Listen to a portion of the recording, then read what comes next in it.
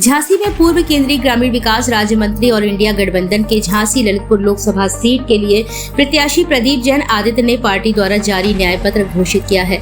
इस मौके पर प्रदेश सचिव और प्रभारी अनिल मिश्रा भी उपस्थित रहे। अनिल मिश्रा ने कहा कि हमारे जुझारू कर्मयोगी और कर्मठ नेता राहुल गांधी ने न्याय यात्रा और भारत जोड़ो यात्रा के दौरान जो आमजन का दर्द समझा, उसके आधार पर पार्टी के द्वारा न्याय पत्र जारी किया। विस्तृत रूप से न्याय पत्र पर चर्चा करते हुए प्रदीप जैन आदित्य ने सीधे झांसी ललितपुर क्षेत्र की बदहाली पर आंसू बहाए। उन्होंने कहा कि भाजपा की असफल नीतियों का फल जनता भोग रही है। झांसी का ग्रोथ सेंटर, जहां आज भी फैक्ट्रियां नहीं लगाई गई हैं, किसानों से फैक्ट्रियां लगाने के नाम पर जमीनें ले ली गई हैं। उन्होंने कहा कि बार बार एयरपोर्ट के लिए जमीन का चिन्हित किया जाना, बस उस एरिया की जमीन के दाम बढ़ाने के बाद एयरपोर्ट दूसरी जगह चिन्हित किया जाता रहा है। डिफेंस कॉरिडोर की जगह जहां बात की जाती रही है, वहां घास उग रही है। कहा जाता था कि बुंदेलखंड कॉरिडोर हाईवे के दोनों ओर बड़े बाजार स्थापित किए जाएंगे, लेकिन किसी हाईवे पर कोई प्रगति नहीं है। हर घर जल योजना का बुरा हाल है। अब बीडा के नाम पर जमीनें ले ली जा रही हैं।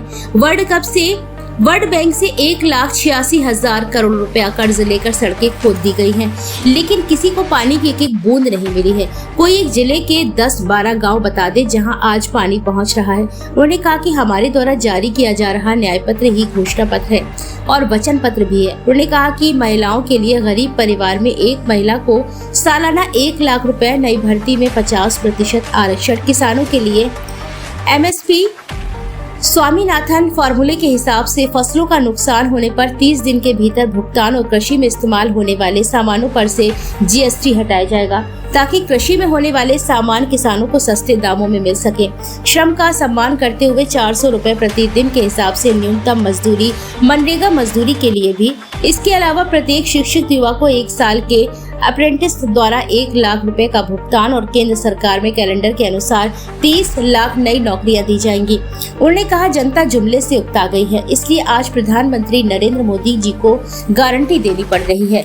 युवा परेशान है, लाखों पद रिक्त है, उद्योग धंधे डूब गए हैं। मौरानीपुर के टेरिकॉट बंद, पाली में पाल का उद्योग बंद, ललितपुर में जड़ी बूटी का उद्योग खत्म हो गया है। कालपी में हाथ से बनाए जाने वाला कागज बनना बंद हो गया है।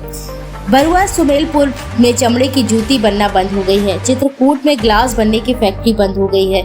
यहाँ 15,000 से ज्यादा मकानों पर NGT की तलवार लटकी है, लेकिन उत्तर प्रदेश और यहाँ के नुमाइंदे एक आवाज नहीं उठा रहे हैं। गांव गोद लिए जाते हैं, बड़ी बड़ी योजनाओं की घोषणा की जाती है और धरातल पर कुछ दिखाई नहीं देता है।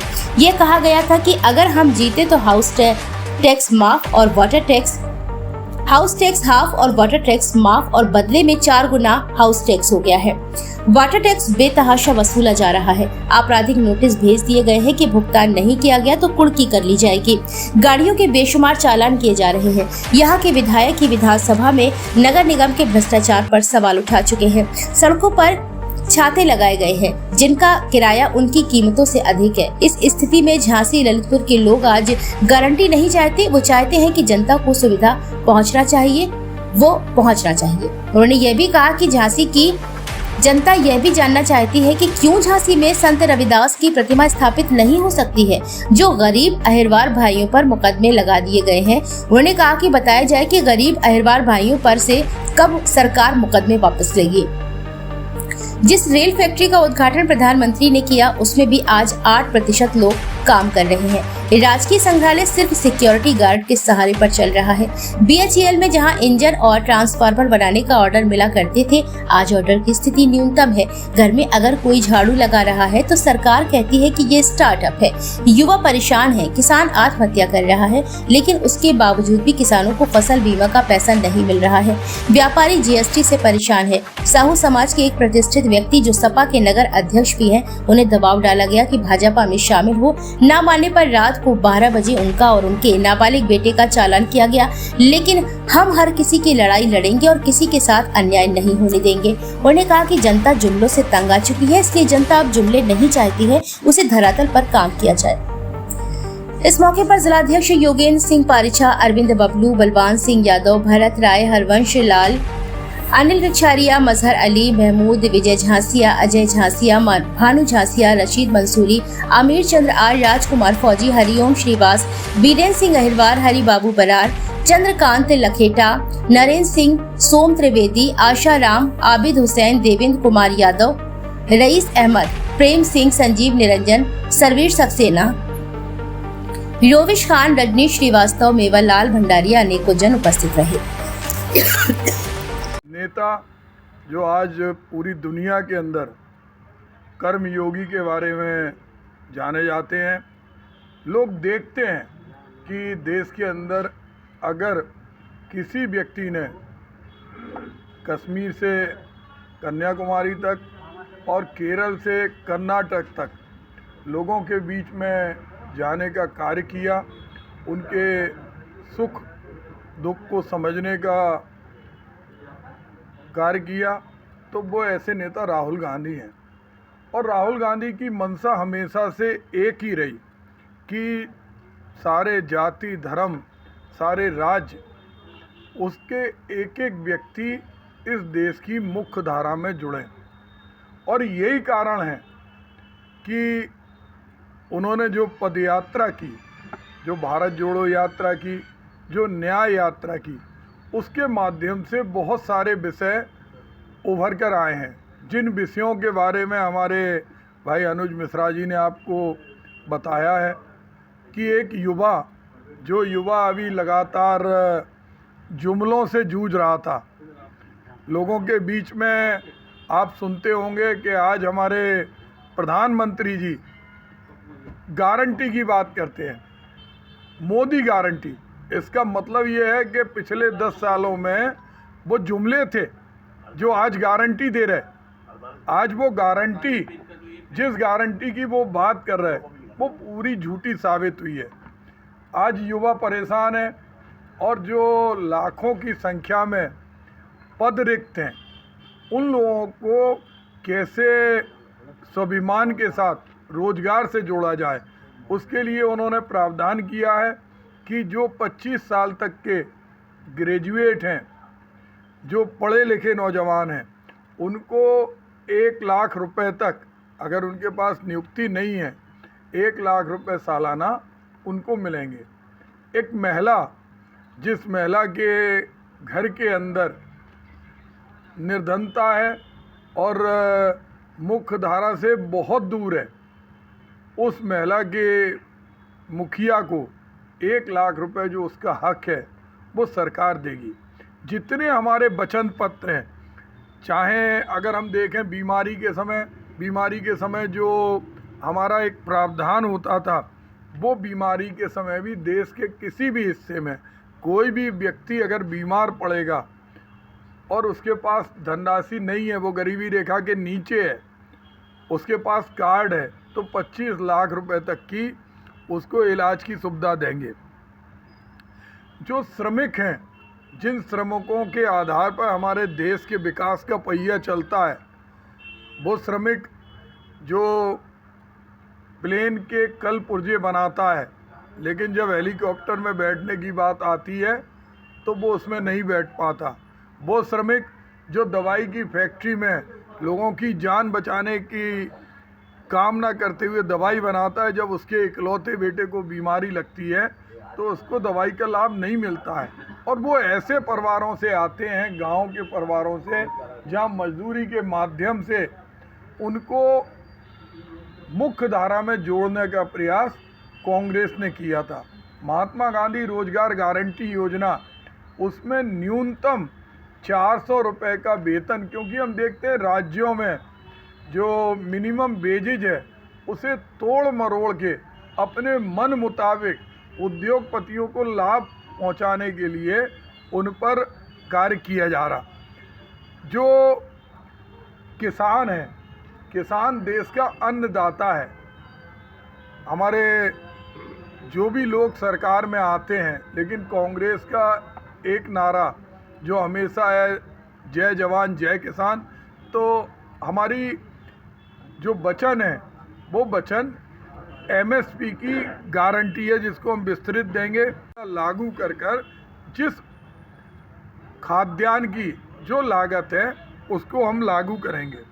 इसके अलावा हम देखते हैं कि जो सामाजिक आर्थिक आधार पर जो जनसंख्या है उनको जनसंख्या के आधार पर लाभ नहीं मिल रहा, तो सामाजिक आधार पर गिनती, आर्थिक आधार पर गिनती, ताकि उनकी हिस्सेदारी न्याय में मिली। इन सब पर जो हमारा गारंटी कार्ड है, इस गारंटी कार्ड पर एक एक व्यक्ति से जब पूरे देश के अंदर राहुल जी गए, लोग गए, तो ये सारी चीज़ें आपके बीच में आज चूँकि पूरे देश के अंदर ये घोषणा पत्र लागू हो रहा, हम लोग भी आज इसे झांसी में कर रहे हैं और हम चाहते हैं कि आपके माध्यम से हम आम आदमी तक ये बता सकें कि ये कांग्रेस का वचन है, ये कांग्रेस का वचन है जो हमारे राष्ट्रीय अध्यक्ष मल्लिकार्जुन खड़गे जी ने, हमारे नेता राहुल गांधी जी ने, हमारे प्रदेश के प्रभारी अविनाश पांडे जी ने और प्रदेश अध्यक्ष अजय राय जी ने आज उत्तर प्रदेश के पूरे ज़िले में इसको किया है। इसका लक्ष्य ये है कि जो लोग इस बुरी हालात में जूझ रहे हैं, नोटबंदी के कारण, कोरोना के कारण जो नौजवान हताशा के शिकार हो रहे हैं, आत्महत्या कर रहे हैं, उन्हें हम ये बता सकें कि आने वाले समय में जब हमारी सरकार आएगी तो हम उनके साथ खड़े होंगे। हम उन महिलाओं को बता सकें कि हर गरीब परिवार की महिला को अब किसी के सामने झुकने की आवश्यकता नहीं रहेगी। हम श्रमिकों को बता सकें कि उनका न्यूनतम वेतन 400 रुपये से कम किसी भी राज्य में हम उन्हें नहीं देंगे। बुंदेलखंड के अंदर किसानों की ज़मीनें हथियाने का काम हो रहा। पहले ग्रोथ सेंटर के अंदर किसानों की ज़मीन हथियाई गई कि यहाँ उद्योग लगेंगे, लेकिन एक भी फैक्ट्री नहीं लगी।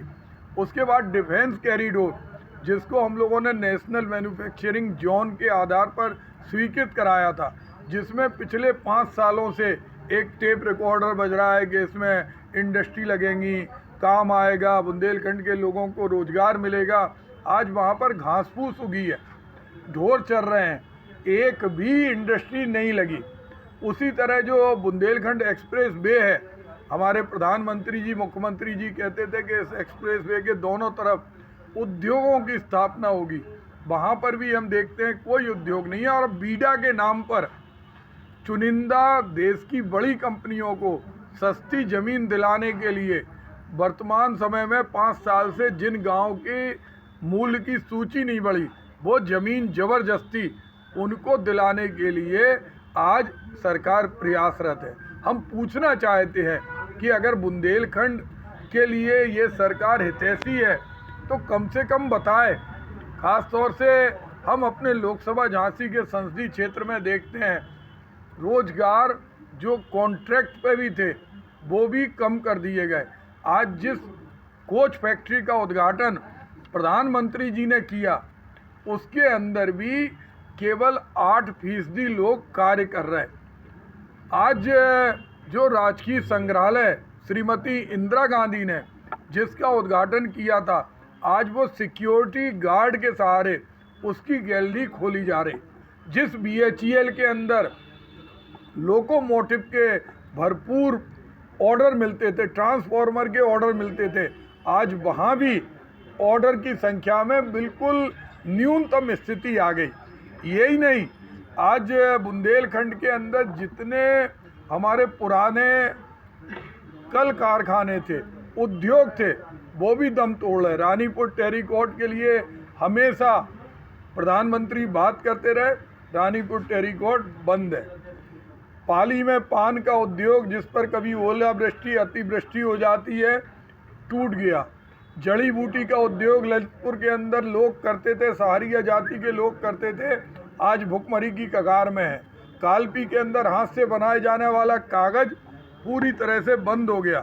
भरुआ सुमेरपुर के अंदर चमड़े की जूती बनती थी, वो उद्योग भी बंद हो गया है। हमारे मित्र बलवान सिंह यादव